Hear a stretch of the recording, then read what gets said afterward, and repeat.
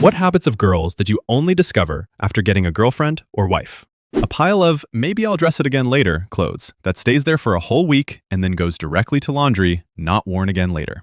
We men have these on the chair. Sticking it to the shower wall really blew my mind. I had female roommates, but I guess they tossed it. I was so excited to not have to deal with my ex-wife's shower wall hair anymore after our divorce. Then my daughter became a teenager, and oh joy, it's a thing in my life again. Just remember, better the wall than the drain. Crying is often a process, often not a crisis.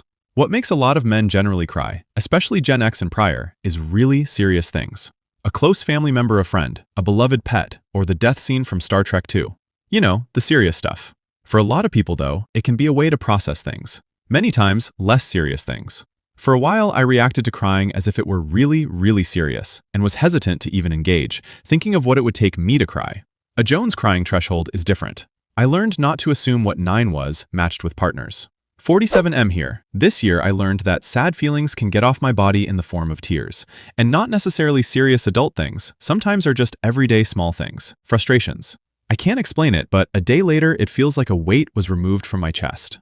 Monica's closet is a real thing. What you can see is spotless, but if it's behind a door or in a drawer, it doesn't matter what it looks like.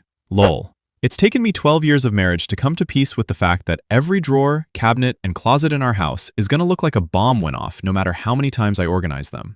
The urge to move furniture around the room to make it look different happens a couple times a year. It's that or cut our hair off. Arrange furniture. Cut your hair off. Get a tattoo or new piercing. Go shopping. Forms of therapy. Hair. Everywhere. Drains. Vacuum. You ever pull hair out of your crack? The volume of cosmetic products that end up in the bathroom.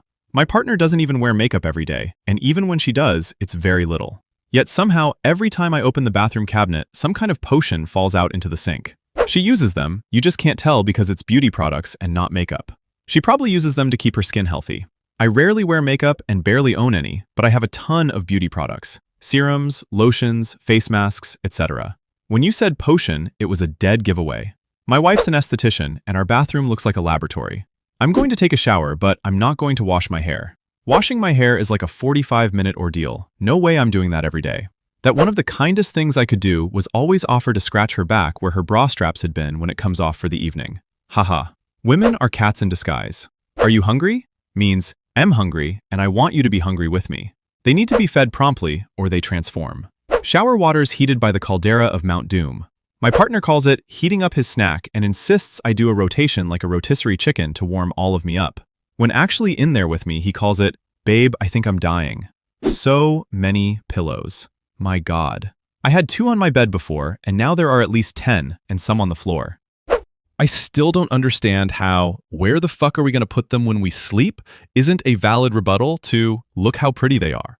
Literally every inch of real estate in the bathroom. Countertops, hooks, rods, shelves, soap niches, shower caddies, etc.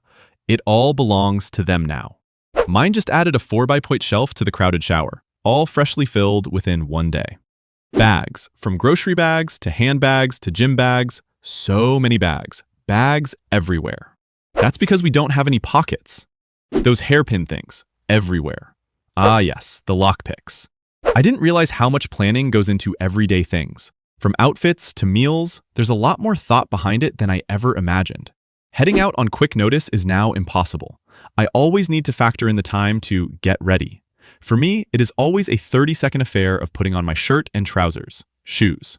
Last week, we both took a nap before meeting with friends in the afternoon.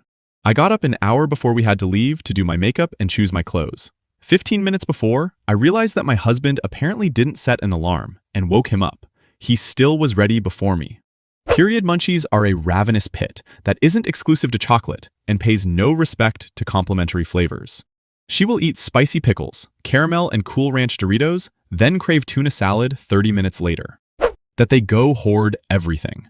Every bottle of something or another will have only a drop, then gets left in the bathroom forever. The sheer joy of a dress with pockets. The disappointment of false pockets. She doesn't want me to fix it. She just wants me to listen. This is a life skill not exclusive to romantic relationships, IMO. Always good to ask, do you want advice or do you only want to vent/complain for a bit, and then react accordingly? I recommend not using the word complain. Stick with vent or share. I didn't realize how much time goes into getting ready, even on lazy days. Also, the amount of emotional processing that happens internally before anything is said was eye-opening.